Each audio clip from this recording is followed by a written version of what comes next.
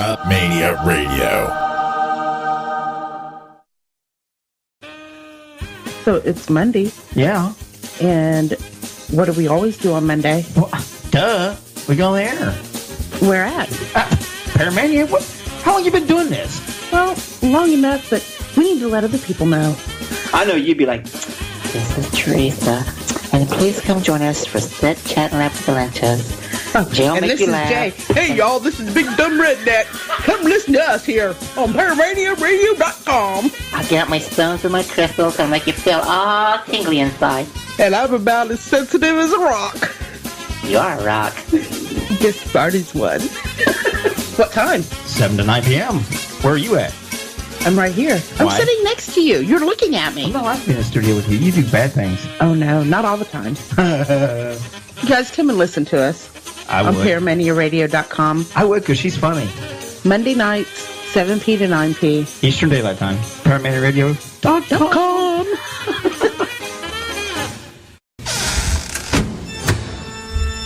Have you ever wondered what's behind the open door?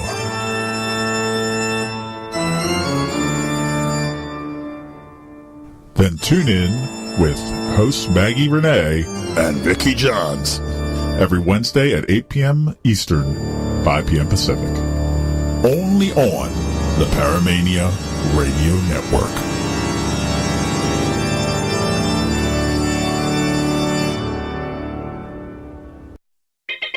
The views expressed and the opinions given by the individual hosts and their guests do not necessarily reflect those of Paramania, its affiliates, or its sponsors. You are listening to Paramania Radio.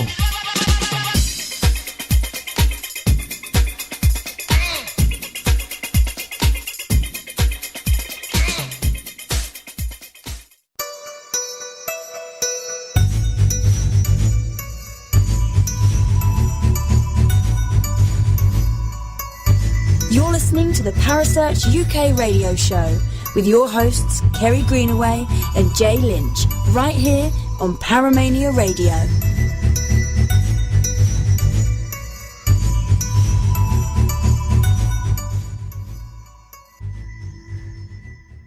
Good evening, everyone, and welcome back to the Parasearch UK radio show. I am this crazy one in the corner with that lovely lady on the other side of the pond. How are you tonight, Miss Kerry Greenaway? I'm absolutely fantastic. Thank you very much. I am very excited. You even sounded all chipper in your voice this evening. What's up with that? You caffeinated from hell or something? Well, yeah, there is a little bit to do with that. It is midnight over here after all. Well, then put the coffee down and grab a glass of wine and let's have a good conversation.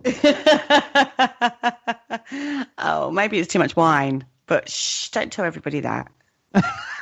Whatever floats your boat. Whatever gets you through the day and makes you nice, comfortable. So, how you been? What have you been up to since last week when I talked to you? Because I'm not going to tell people that I've talked to you since then, really. No, we don't talk about. We don't have conversations. No, never. Shh.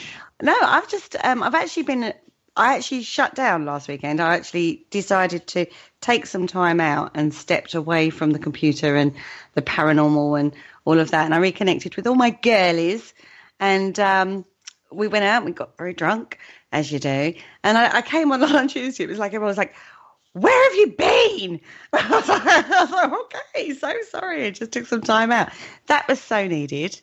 And it is. It's always nice to unplug, and it kind of cost you a little bit too, didn't it? A little bit. Well, for all of our friends that knows and have been following along, they know that I was at Paranormal Toledo this past weekend, which was absolutely phenomenal. But there was an individual there that was there that Kerry's interested in meeting, and actually he's on his way. Actually, he should be in the UK by now because he left out today. I'm quivering with excitement on this one. Quivering. Yes. So she's looking forward to going to. You're going to what? Sage Paracon? No, that was last week. Last week. Yeah, last weekend that was on. Well, it's Paraforce UK convention coming up this weekend. I'm going. Oh my God, I'm really excited. and this particular person is going to be there. And I'm going to stalk him. I've done showed him your picture and told him to look out for you. Oh, well, he won't need to look at my picture. He'll know who I am by the end of the weekend. He'll be like, Bushy, leave me alone, please. Go away. Here she is. Poor beautiful lady. She's out in the town. She's actually getting away from the computer, getting away from doing all the radio shows, getting away from doing all of her paranormal things. She's wanting to take a break. And what do? I Skype her. And I have the person that she wants to meet and talk with right there with me. And she did answer her Skype. She could have had a conversation with Mr. Joe Chen right then and there on Saturday afternoon. Well, it was Saturday afternoon for us, which is Saturday night for her. Actually, it's probably around 7 or 8 o'clock our time, 6 or 7, so that'd be around 10 or 11 your time. And here we are. She missed the Skype.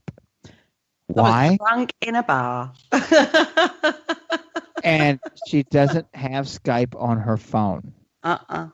She missed the call in a bar with her friends from Jay and Joe. I nearly cried when I found She out. didn't give a shit about Jay part. I was gutted. So good. He sends me this photo. I was like near on crying. All my friends are like, "What's the matter?" And I'm like, "Oh my God, I missed a Sky with this guy." They're like, "Who is he?" I'm like, Joe. Proper squeaky and everything I was. But no, it was I was very gutted about that. But hey ho. Never mind. Well, you had a good evening. We still had some fun. Yeah, we had. You had a lot of fun. You had loads of fun. Yes, I did. Actually, I investigated with him and Paul Bradford both for a little while that night in the Collingwood Arts Center. Amazing location. Absolutely amazing. Beautiful building. It's got a wonderful history to it. Yes, there have been deaths involved with it because at one point in time, it used to be a all-girls Catholic college and was ran by the nuns. And so they had quarters there, and several nuns over the years have passed away there and things and stuff. So not like it was any kind of violent deaths, but there are deaths associated with it and everything else. But it's an amazing location. And all the proceeds went back to the location. Every bit of the money that was made that day went right back into the location for historical preservation. So that's phenomenal in its own right. That's fantastic. I love it. I love that. I think that's just amazing. It is. And it's nice to see the paranormal community come together, not only for a good time to get back to the fans and the people that follow them and stuff, and also the groups that want to come work together and learn from one another and things, but also get back to the community as far as doing charitable organizations like that. It's absolutely amazing. It shows you how deep and how connected the paranormal field truly is with all the supposed drama that's going on. It's a lot more going on than just that. Oh gosh, yeah. I think when you you actually sit down and talk to people, it's not as bad as the social media perception sometimes. I think people get carried away with this social media perception that it's everyone's arguing and trolling and the old term of, and I'm using air quotes, paranormal bullying and stuff like that. But it's not. When you actually sit down and talk to people and stuff, it's actually a lot more together than people think. Oh, it truly is. It truly is. And it's got a lot of more. That's what we enjoyed about it. We got to work with a lot of different people, also a lot of different teams that night. We actually had our friend Kelly Cheryl was there, which, y'all know her with Feel the Energy. She did a presentation stuff on quantum physics and the paranormal. And it was absolutely wonderful presentation that she did. But we was investigating with her some, and it was just amazing to see how the different aspects of people using energy work and things like that, using equipment, which now I'm on a whole new equipment looking spree here. I was actually looking at a piece of equipment tonight before we got on air. Yeah, I know. More equipment. I was going to say, what was you looking at? It's actually along the lines of being a millimeter, except for it's a hell of a lot cheaper. Okay. It's got a EMF detector built in, but it also does temperature. And same thing the EMF does, the millimeter is the exact same thing, except for instead of being about $98, this one's about $20. And you can also put an SD card in it and record your data as you're doing your research. Oh, that's handy. Yeah. So it'll actually, and it's got a digital readout, unlike the K2 meter where it just beeps and on flashes. You can't tell. And I was reading into it that it gives all the hertz that it will go from 30 hertz to 300 hertz and this and that and this and that, and the temperature range that it will go. And it's got a plus or minus 0.5 variants. So you need to know all that information. But it has an actual digital readout, and it also has would take an SD card and retain your digital readings and stuff. So that way you can actually go back and look at it later. So pretty cool. I like that idea. David's with us as well, isn't he, in the background somewhere? Yeah, but we haven't let him talk yet. No. Is he going to talk to us now? I would like him to. Perhaps. David. Here he comes with that nice voice. Perhaps. Because you're a tech guy, David, aren't you? Who told you that? You did. Crap. Man, watch what I say to people. Yeah, I am. How useful is that then, to be able to record what you record the data? Does it timestamp it as well? I'm a big fan of data logging. So if it has an SD card and it's recording data, it's got to be timestamping it. Oh, okay, cool. It's got to be. That's how much I know. That's how much I know. I would say so. What I'm getting ready to do actually right now is, let me see if I can copy it. Oh, hell. I was actually going to try to copy the link and put it into the chat room for the actual piece. Oh, there it is.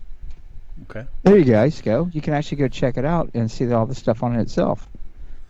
And I've seen them listed from like $21 down to like $16.50. And yeah, so and it pretty much does what a millimeter does, except for the $200 millimeter has a built-in REM pod, which kind of throws me for a loop. You got something to detect an EMF that also puts out an EMF field. So, how do you do that one? But it looks pretty cool. It sounded a bit like Shaggy there, didn't I? Yeah, you did.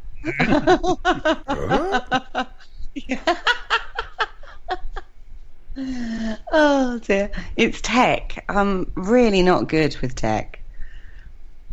I'm not either, but I'm looking to go in different areas, and I know that a lot of people got these point and click and shoot temperature gauges, and they'll shoot across the room and go like, oh, the ambient temperature. That's not designed for that. You're not actually getting an accurate reading. Where this is designed to get an ambient temperature around the device. So it's designed for this. It's not designed for, because those are designed for that. You're supposed to put that red dot on something within a 3-foot range. To shoot across the room, you're not actually getting a true variance of what's going on. You're really not. They don't have the range to shoot across the room and detect that. They're not designed for that. They're for mechanics to test out how hot a part is before they touch it, or a cook or something like that. So you're taking it outside of its abilities and then trying to use it to give credible evidence. You're kind of barking up the wrong way, aren't you? See, I have people that do these things for me. To be fair, I go on to the on a little team that I've got going on the sidelines. I have like the Graham Smith, who I've introduced you to, and a guy called Carl Hutchinson, and they're like tech wizards. So I just sort of like, you go play with your gadgets, boys. I'm going to go do my spiritual stuff. Well, and I'm not a tech wizard, but I'm a tech curious as hell, and I've gotten to a point where my style of paranormal investigating is getting a lot more of the spiritual side than what I used to have because of Callie and you and Teresa and so many other people I can keep naming. But I've not lost that tech side of it. But I think some of it on the tech side, just like we were discussing this weekend with Callie and John Kachuba and several others, that Paul Bradford even included, we're sitting there talking stuff. And my opinion is are we overthinking it? Are we overthinking the paranormal in some aspects by putting in all these other high theories and big ideas and all this stuff and bringing in quantum physics? Because the average person is who we're contacting, me. And we don't have that. We don't think on that grounds on that level. So your idea of contact is one thing, but actual interaction is going to be on a more simplistic basis. But what if Jay, when you cross over, you gain universal knowledge and intelligence? Maybe you are just like the rest of no longer the dumb redneck as you proclaim to be. But that's a great theory, because then people say, okay, that would help prove the whole collective consciousness, the collective unit and all that, where all actually energy goes together. And that sounds great, but then that negates the entire debate that, well, if you're an asshole in life, you'll be an asshole in the afterlife. So, you are who you are when you cross over. Then, no, I wouldn't be. So you're looking at both sides of it. You're saying the exact opposite at the same time, and it's not coherent with what we're trying to progress to here. You actually need to pick one of the theories and try to prove or disprove one, or work towards one, and must work towards the other. You can't say both. No, I actually think on that one, your soul is essentially the same, but each incarnation you explore a different aspect of your personality. So like in a previous life I was rich, this one I'm poor, different life lessons, different lives. I don't know. Ready to go back to rich? Yeah, I need the rich. I have expensive tastes for a poor pocket. The life lesson there is you don't need money to appreciate stuff. Yes, you do. Especially if you're into tech gadgets. It can get really expensive. It can. Really expensive. Even on the crystal front, it can get incredibly expensive. Oh, yeah. Oh, God, yeah. Some of y'all's little stones and crystals, I didn't really say rocks, I'm not getting my ass kicked, get quite expensive. Do you notice every time he says that, he goes into his pretend gay lisp? Because I know that I can't help it. I do that to Teresa all the time. I do. I immediately start going, oh, let me get my little crystals. She's like, would you quit doing that? I'm like, no, because it's funny. It's not funny. But it is too when I'm picking on her. Oh. She's not here to defend herself. That's not my fault. She went shopping. And she can defend herself, let me tell you. Yeah, I know she can. I know. I knew this. But it's just I'm looking at, like I said though, I keep looking at the whole thing that the average human is, what percentage of the population has actually got a higher IQ? Most of them are an average intelligence. So I'm thinking on some of the question that we're doing, sometimes people are overthinking it. Just like maybe some of the equipment, we're overthinking it. It's more simplistic than what we're doing right now. We're just that way as people. We always want to have that bigger, better theory. What if it's actually the simpler theory? What if we're overstepping ourselves? We could be. Yeah, we could. Yeah, we could be, but it's just ways that we are trying to explain that phenomena. You know what I mean? And to explain a phenomena, you have to break it down and kind of get techie to actually work out whether or not it's just an environmental thing. Bang. She almost had a twang in there, didn't she? No, she did. I was impressed. Okay, my twang. She had that American twang in her fang. Well, when I answered the Skype earlier, I proper was like, I went into East End London. All right there, my lovely. How are you doing? Sure, yeah, mate. Have a cup of tea. Yeah, that's still not going to work for me. I'll go back to the lisp. You're not, sweetie. I can do it when I can get there right with you. Okay. Hell yes. 2 snaps ups in circle formation.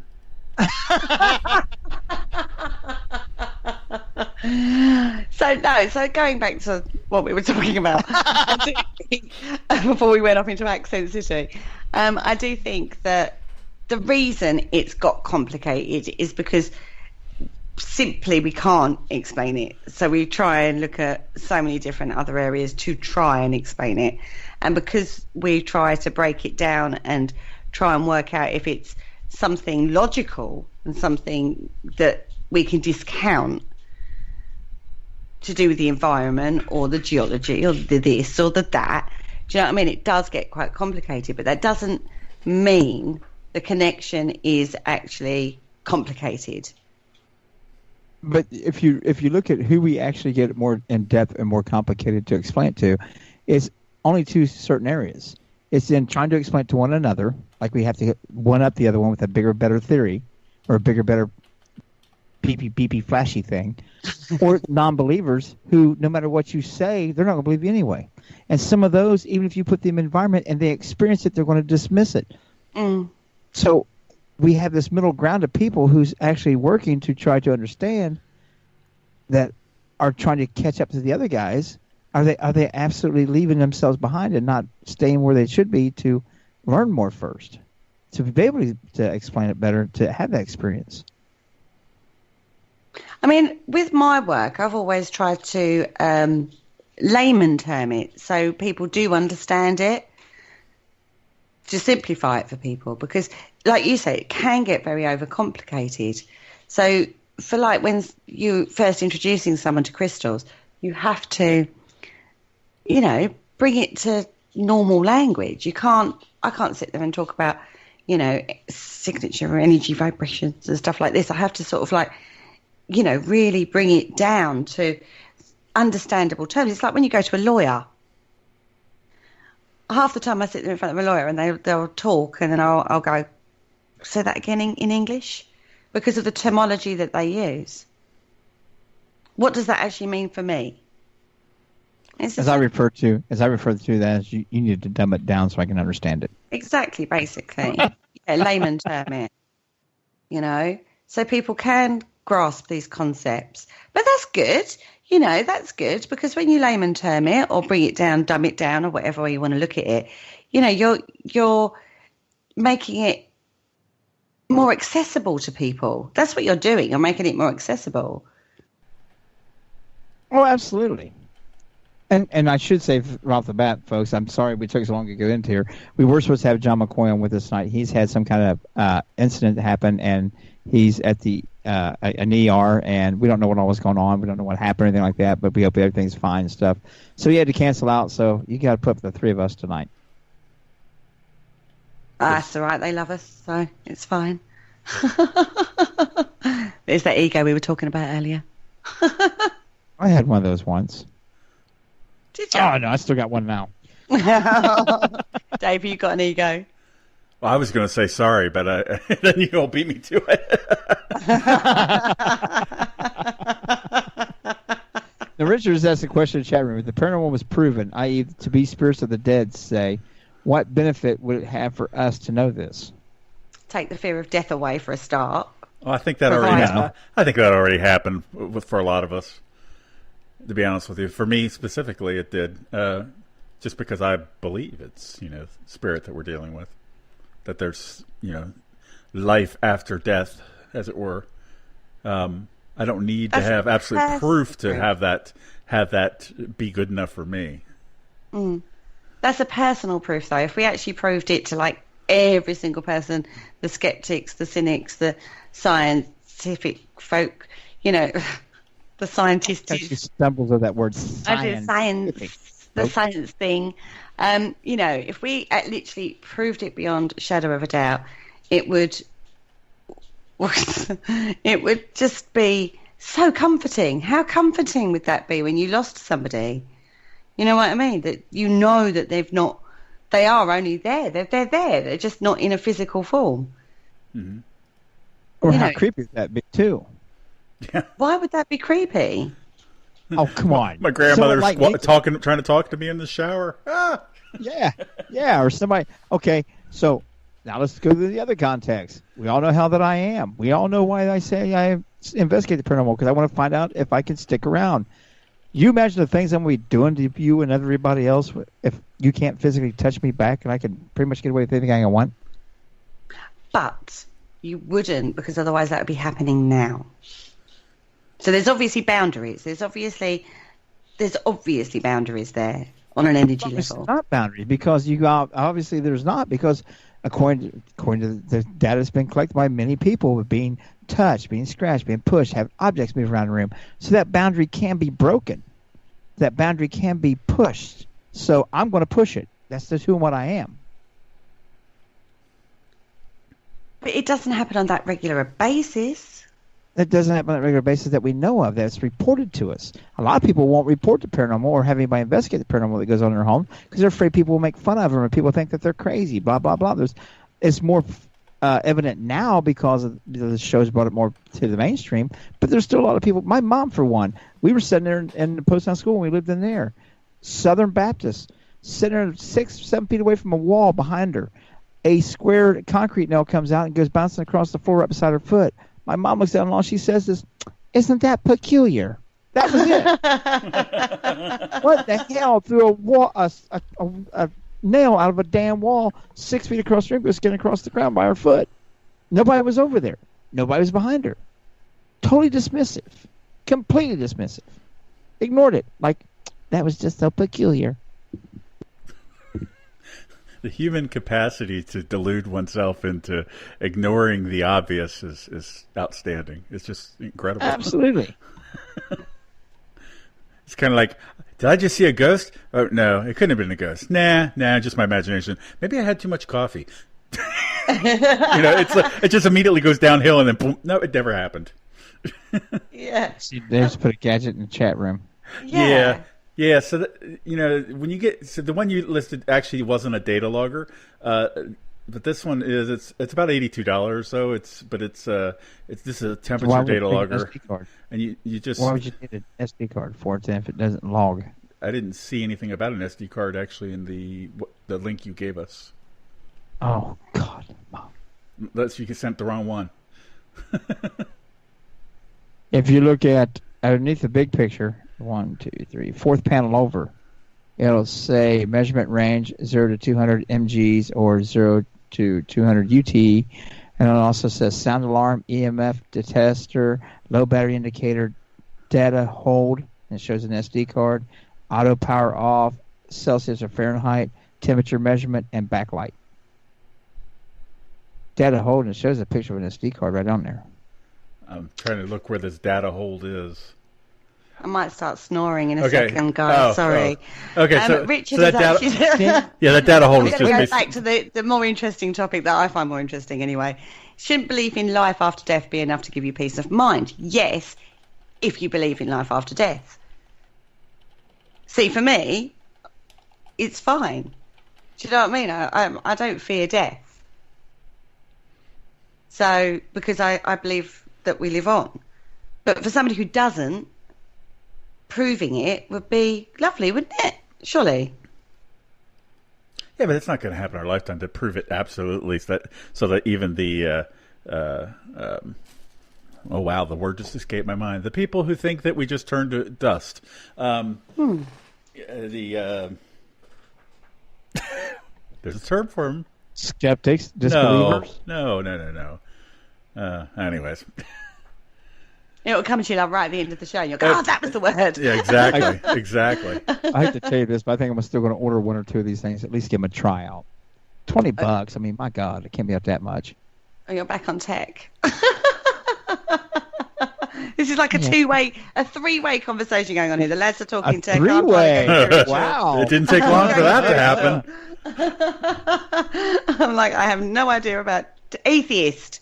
Cara E, thank you. Is it that word you're looking for there? Atheist, thank you. Yes, that's it. Yes, thank you, Kara's Cara. like reading my mind.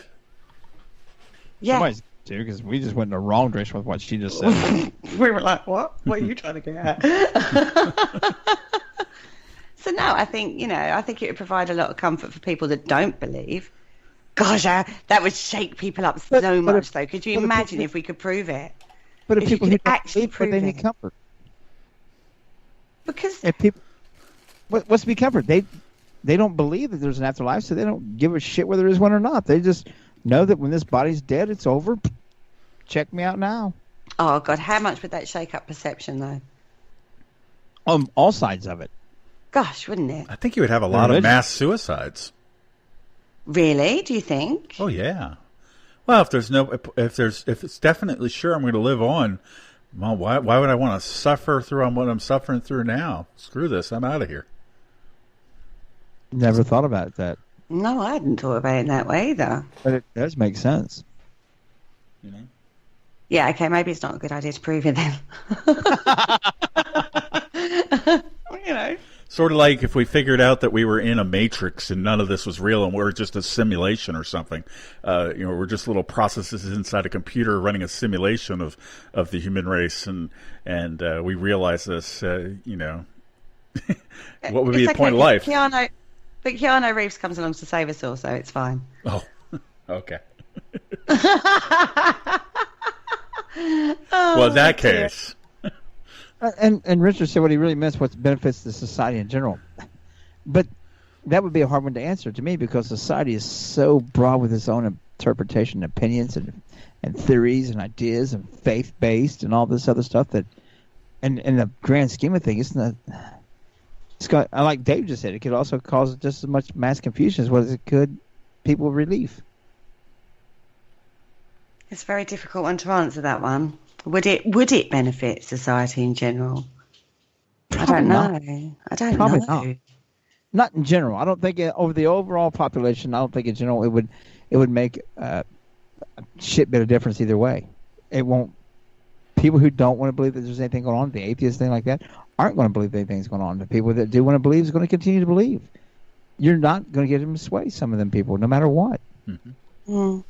I suppose it's the same thing, like in regards to like the alien thing. I hate to talk about aliens, but it's the same sort of thing. Unless there's an actual real life alien in front of you, you're not going to believe it. Do you know what I mean? Unless one comes like on TV and goes, "Hi, here I am." If we actually had a real life, like full-bodied apparition prepared to work with people to prove it, it's never gonna happen. Yeah, we would not come out to you like that. Sorry, that was a whole oxymoron right there to me. A real life apparition. How can it be real life and an apparition? Apparition is physically fit. You know what I mean. I actually got one right. Oh, I'm sorry. Just as well we're not on camera. She probably give me that one finger salute. You know what I mean. I love you too. Love is in the air. Yeah, but it's such a deep topic, and it's so faith based too for a lot of people, and some people is philosophically based. So it's hard to answer that how would it actually affect society? It would destroy. It would destroy faith. I really think it would. Really, I think if it was generally accepted, for a lot of people, it would destroy faith. No, not to me. My mom would still say, "I told you God gave us a soul and He let it live on forever. All I had to do is follow Jesus. It's all good." But you don't need faith if you know for sure. That's the whole point of faith is you believe something even in the absence of proof. But not in that mentality of the people when they get to that point with it. Everything that happens proves their faith to them. We found out that there was actually an afterlife. Told you God was right. Told you the Bible was right. Told you it's all going to be thrown back to that, and that's going to be their whole argument. That they say all the time. They think they may have found the remains of Noah's Ark. Told you it really happened. Haven't proven it yet, but they're guaranteed that if that's an ark, it was Noah's. Told you that there was a flood. All you're doing is proving how right we are. We found this termite dust here, and we believe. Yeah. So I mean, it's Noah's Ark. I really don't think it would do away with faith. I think it would actually, for some people who are so in their mind devout, that it would solidify absolute proof that what the Bible's told them the whole time. Why did you have to go get proof for it? We've done told you this the entire time. If you're a good little boy or a good little girl, and you pray every day and eat your vitamins and all that stuff, you got it made. Preach on, brother. Yeah. I've heard it all my life, obviously. It's a definite deep thinking kind of scenario, though, isn't it? God, how many paranormal teams would that annoy? Oh, we've proved it now, so you don't need to go out looking for them. Yeah. There, right there is a crisis of faith right there. Now what do I do with the rest of my life? Yeah, now what can I go and try and find in the dark in a museum? I've got do you know what I mean? $1,000 worth of digital equipment that ain't worth the damn thing now. I've had it on eBay for 8 months and no one's bought it. Okay, Richard, in the chat room. A lot of people in the paranormal community bemoan science, not investing in research. Could it be that science has assessed the benefits of this research and believe that it is no benefits for us whatsoever? Oh my goodness! What is he on tonight? I'm gonna have to. Oh my god! Oh my god! You're like a Valley girl here in the States. I know. I was just thinking that. Like, oh my god! Oh my god! Like, gag me with a spoon down my throat. No. 80s U.S. Valley Girl. That just scared the shit out of me. I know. I think, actually, on this particular one, you might have a point. It was all you and Dave. I'm out. It's like a game of poker, isn't it? You might have a point. I don't think. I think it depends on your frame of reference, the way you're looking at it. Science didn't dismiss the whole paranormal. They're looking into it from a different perspective. Yes, they're looking at dimensions. They're looking at Higgs boson. They're looking at the building blocks of the universe. They're looking at stuff like that. But all of that is related to this in some way. We're just looking at it from a different arena. That's actually spirits. For all we know, there's paranormal research going on being done scientifically behind the scenes by governments that we just don't know about. And they have a better understanding because they have the technology and the money behind it to garner that knowledge that we don't and can't afford as individual consumers. Yeah, I mean, that's true. Let's just build a crystal grid. No, let's build a crystal grid and see what that says. No, I think that they probably are looking at all those things. I don't think they're not. I think, like you said, they are. We know that they looked at remote viewing. You know, we know that they worked in that way.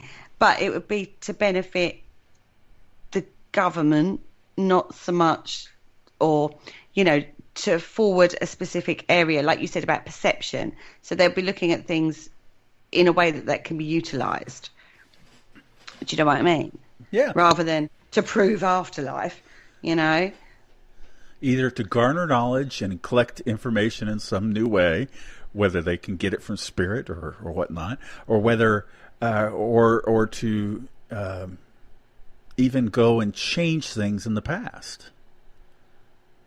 I mean, think about it. If we found that really what's happening when we're getting these EVPs is there's a connection somehow in space-time between the point in space-time where we're at to the point in space-time where someone else is in the past, what if we could communicate with them and actually deliver a message back and then have them pass a message the long way around forward? Oh, so you're getting into time travel and stuff, and it's like my brain's starting to dribble out my ear rolls. And then you get into the problem with are you talking to someone in the past in the timeline we're in, or another dimension, parallel world, multiverse, blah blah blah blah. You know, it just goes to the next degree, and it goes off from there into oblivion. So I'm sure that there are some sort of research going on about this. We just don't hear about it and don't know about it because governments do all sorts of crazy, nasty shit that you don't think that anyone would do, but that normal mainstream science that is in the public sector would never admit to.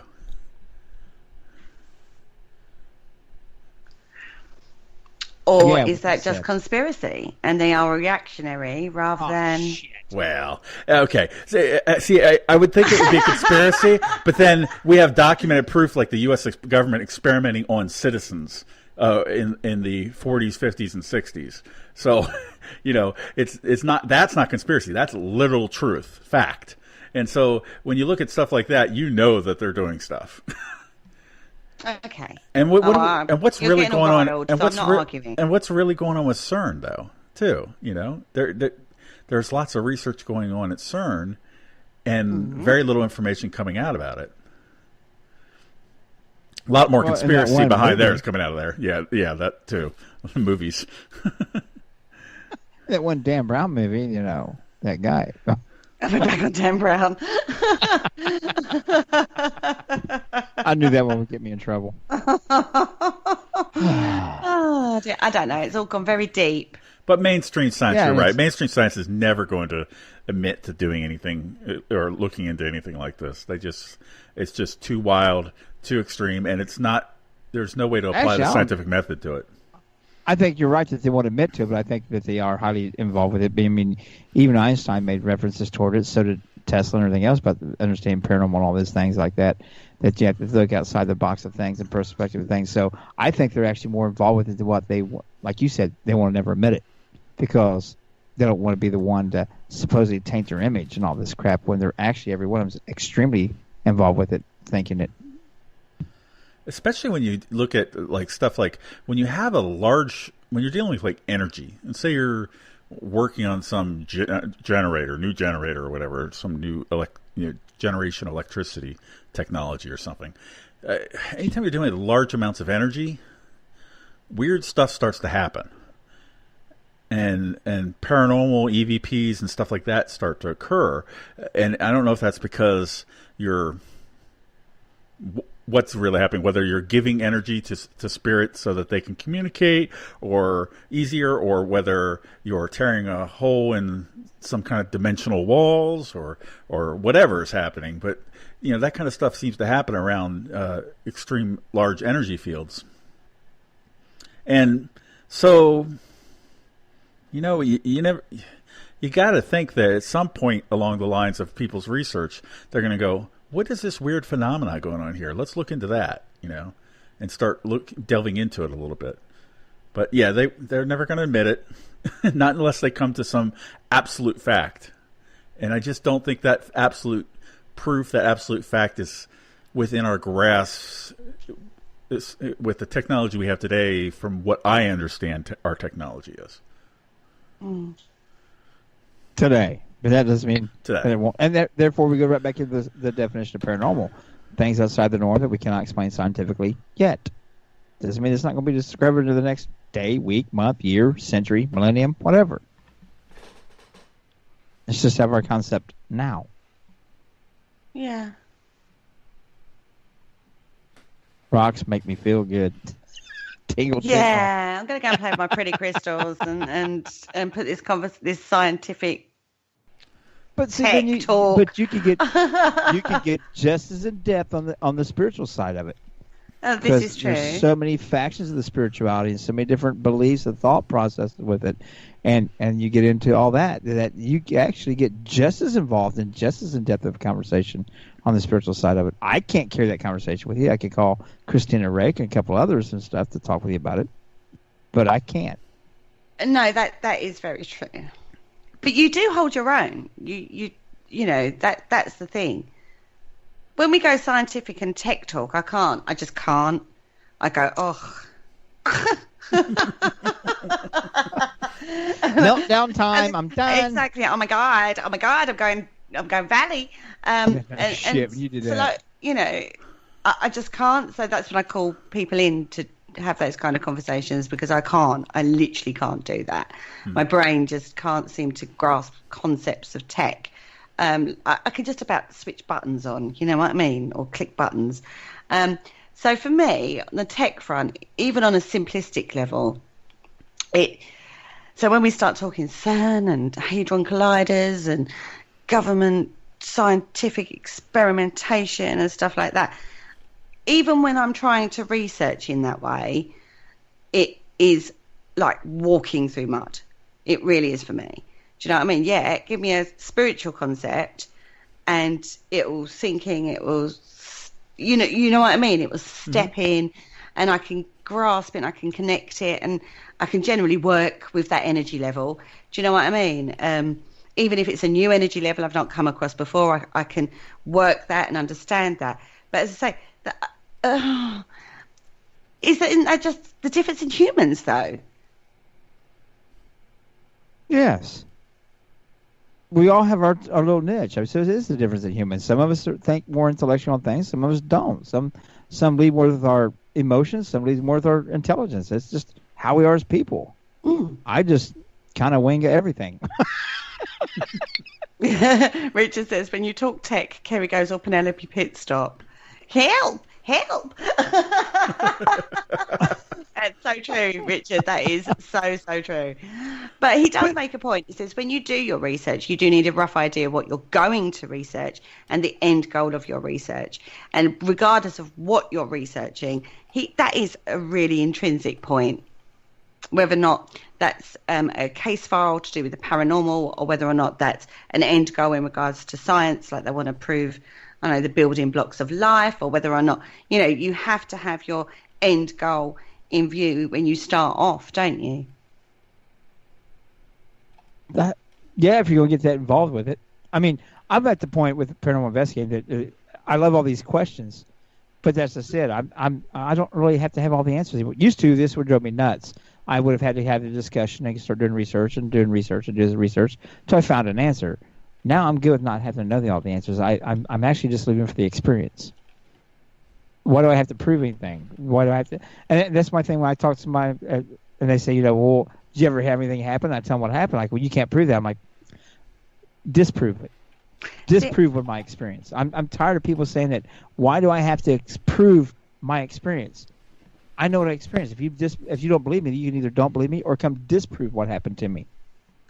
No, see, I look at it in a different way. I look at it that I want to discount anything that can be proven, like for an environmental factor or something like that, and actually really get down to what it is.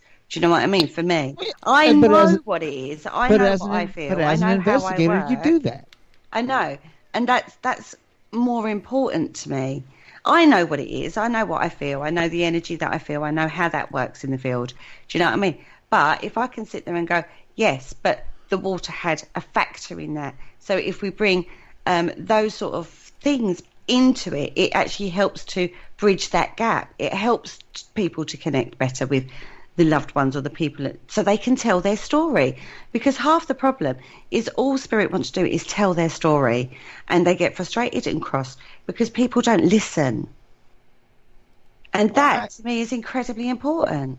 But that's what I'm saying. Once as an investigator, once you've went through all the possibilities of what it could be, when you have down left your piece of evidence or your piece of experience, when people come to me and say, well, prove that happened, my point anymore is prove to me that it didn't.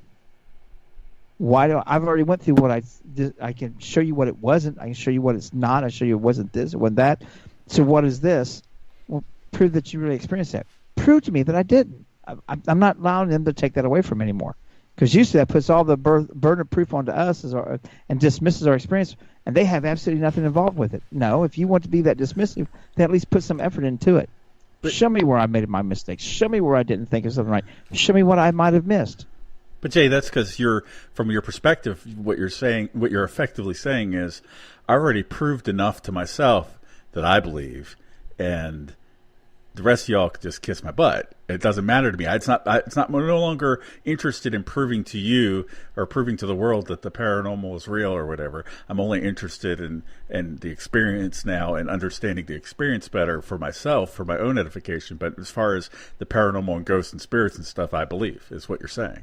At least it's what it sounds like. On a certain aspect of it. But what I'm saying is I've already went through everything I can to disprove it. So now I know that I have this experience. I have this EVP. I have this EVP.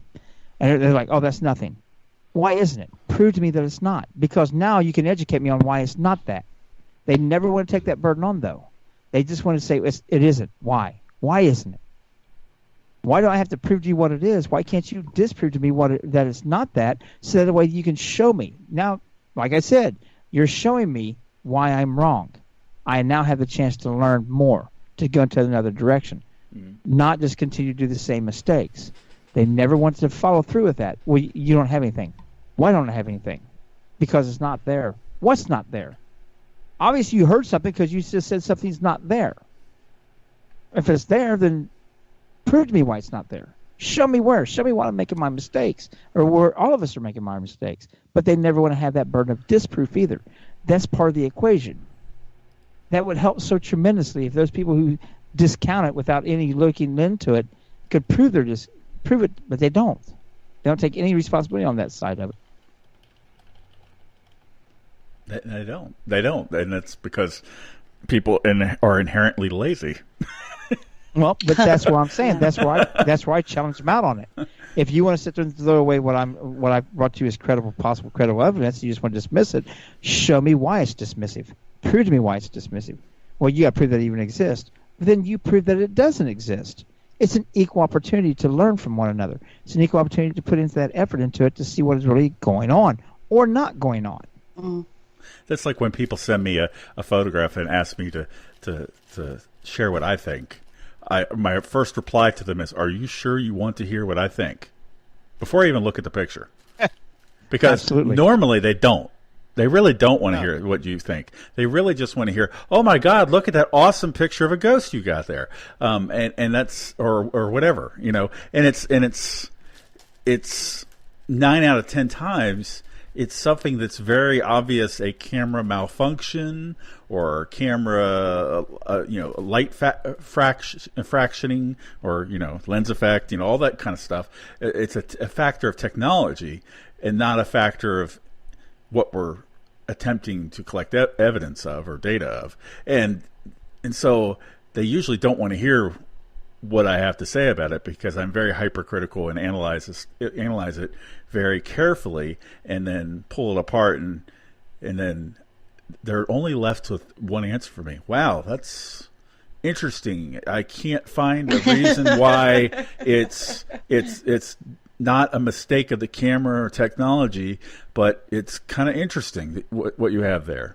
I don't know what to think about it. And they don't like that either. But they definitely don't like that I don't just come back and go, "Oh my God, you have a ghost there." And psychology. I know. Psychology But that comes down to the individual. Yeah. I think if you want to be educated, you will be receptive to it. Right. If you're serious and you want to be, you have caught something and you put it out to your peer group and you're open-minded, you will accept the explanations that come back at you, particularly if you haven't got that experience or that knowledge. But you have a lot of people that just want someone to go, "Yeah, that's your dead grandmother," or "That was the ghost of that particular location. You caught it. Well done." See, I want that pushing it, and where you would tear it apart. Like people would say, "Well, he just tore my picture apart." I would love that. I want that response. I want that because that challenges us and pushes us to push ourselves even more, to get to that next level and stuff. To sit there and placate each other and baby it and stuff isn't doing it good for anybody or anyone. It's not progressing them or the field. That's the problem with a lot of things to me, is that people put too much of their ego into it. And they're so, like you said, they're going to believe no matter what. So if you say something bad about it, they're like, "You're just picking on me." God. I'm a big fan of the Ghost Box, and I've been doing Ghost Box sessions for years. But what drives me nuts are people who use the Ghost Box, and the Ghost Box will hear one word like murder, and then people are like, "Oh, were you murdered?" Yeah. Or they hear a single name out of the blue or whatever, and they're like, "Oh, is your name, so and so?" And they just, it's just like they create this whole story around the randomness of audio remnants that do come through on the Ghost Box, and not something based on any actual conversation. Because some of the sessions that I've done with my wife have been intense sessions where we didn't get one-word answers. We got whole sentences in response. And it's been pretty incredible stuff that we've gotten. And then I see the people that are just getting the one-word answers, and that they just create this whole story around these one-word answers, and it's amazing where their imagination takes them. But it has nothing to do with that spirit or the paranormal at all. It's just, it's what they like think. what Kelly was talking about in her lecture this weekend. She's like, "Are we experiencing a manifestation? Or are we manifesting our experience?" Mm. And there's a theory of mine that that has driven me nuts up and down the sidewalk and everything. The problem I have is the paranormal, or the things that we're collecting data on in the paranormal, is it actually a spirit, or is it just a manifestation of our subconscious? Oh, see, sorry, that's my dog. Dog has an opinion of it. That actually made me jump. Shush. That's funny. Oh my goodness! I'm babysitting a dog at the moment. As you know, my dog is a bit bigger than this little thing, and she agrees with that point. But that's I a think topic we discussed before. I think it's a little of, I think it's both. I think there is a lot of manifestation from our own thoughts and our own energy signatures, but I also think there are spirit. Yeah. I'm still so curious. I dissect too much, even my own experiences too much, and I'm I don't know if I could actually say one way or the other. Still to this day, I've experienced paranormal. What it is, I cannot say. I'm afraid to say because I don't think I have a good enough grasp of it and concept of to be able to put a name to it as black shadow or a crawler. I know I can put names to it that way, but I that's the way I can describe it to people to get them to understand what I experienced. Yeah.